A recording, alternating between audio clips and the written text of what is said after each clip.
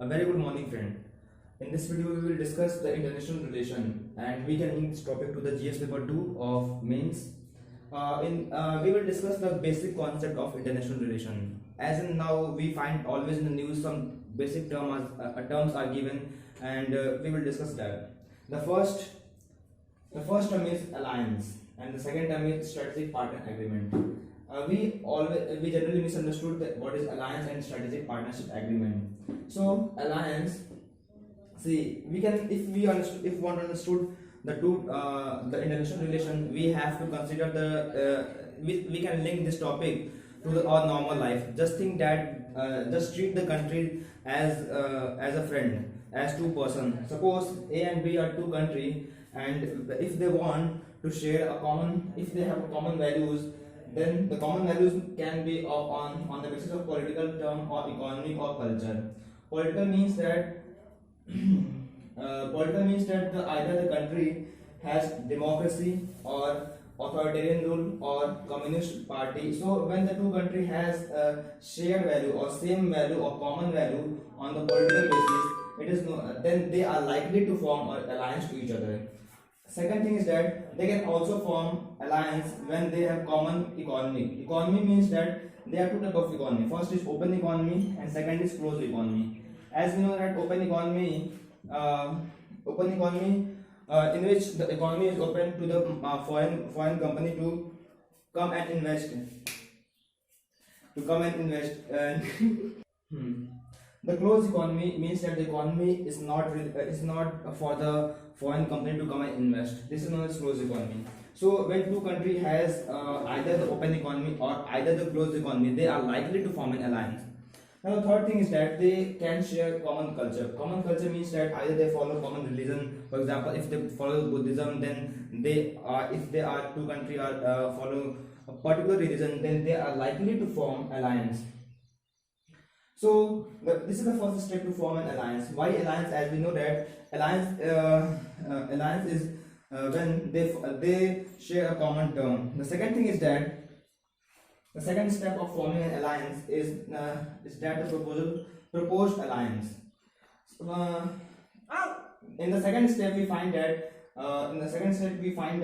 the country A, which is stronger, a country or any country which is stronger, which proposes to the bigger country that it wanted to form an alliance.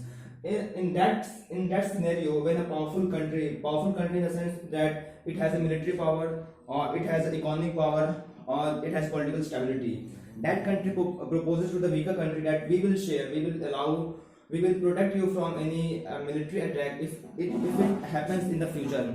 So a stronger country proposes that we will protect you if a military attack happens on your country, and the weaker, suppose in this scenario, suppose B is weaker, then the weaker country will say that okay, you are providing me military, so I will open my economy. You can come and invest in my country. So in this case, A is helping B by military support, and B is helping A by providing its economy open to the company of A to invest. So in this scenario, both are benefiting to each other. So they are likely to form an alliance. So if these two conditions are fulfilled, that they share common values and one country proposes another country to help them in the military purpose, then they form an alliance. For example, we find that the NATO, North Atlantic Treaty Organization, which was initiated by the USA. USA said to the country during the Second World War. USA said to the North Atlantic countries that I will provide you the military support, and in return you have to open your economy. So they form an alliance. So NATO is an alliance between the America and the North Atlantic countries.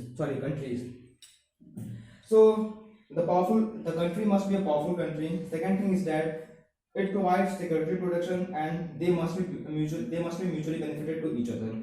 So if these three conditions are satisfied, then they form an alliance. Now, what is strategic partnership agreement? Strategic partnership agreement is advanced version of alliance, in which two country wanted to deepen their ties because they want to invest in multiple areas. So in the multiple areas, we find that when the two countries, suppose a country A is sufficiently strong to have sufficiently strong to have the it has military support, then it will not allow it. It will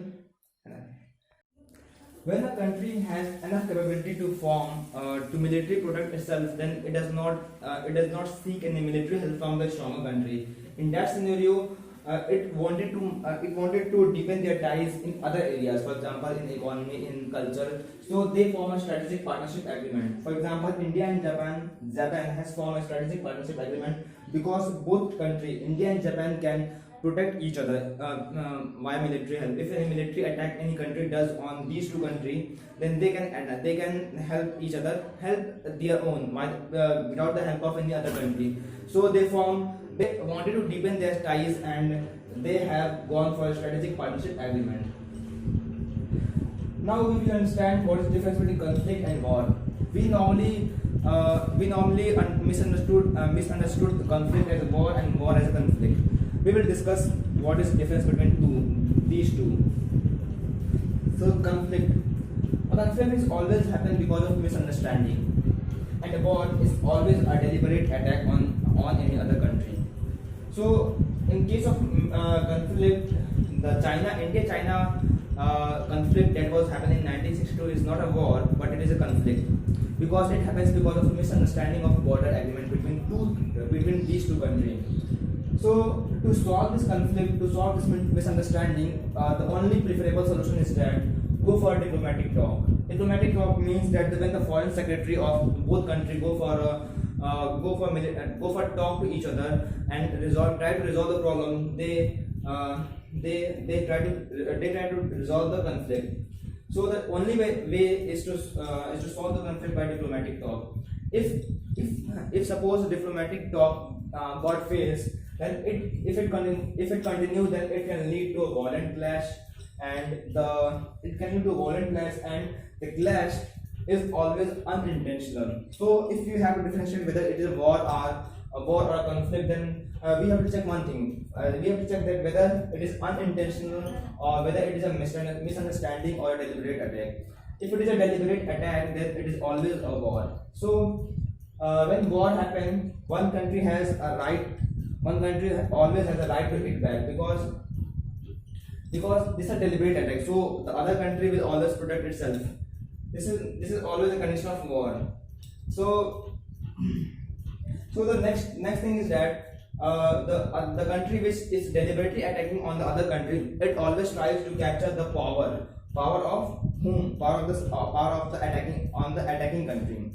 So suppose A attack on B, then it wants to capture this A want to capture the power of B. So this is the difference between conflict and war. The war we always face with the India and Pakistan, as we all know that.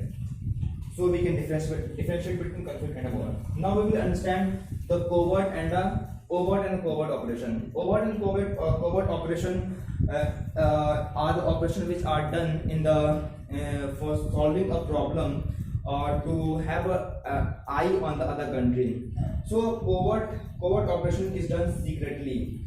For example, every country has a covert operation to secure its country from its rival country. So example, India has a RAW operates secretly. But if at a time any country says that whether India has a RAW or not, then India will always deny that it operates secretly to protect its country. So this secret operation is known as covert operation. Covert operation means that the operation is done openly. For example, any foreign policy is shared by one country. For example, if in the G7 our Prime Minister goes to visit the G7, it is announced by the social media or by the world media that these countries are going to meet each other to solve the problem. So this overt operation is done openly, and this is done secretly. So we understand these are the basic concepts that we have to understand before understanding the international relation. Now in the next video we will discuss the relation, India's relation with the other countries. For example, for with its neighborhood country in China, Japan, China, Russia, and Pakistan, Sri Lanka, etc. So thank you very much.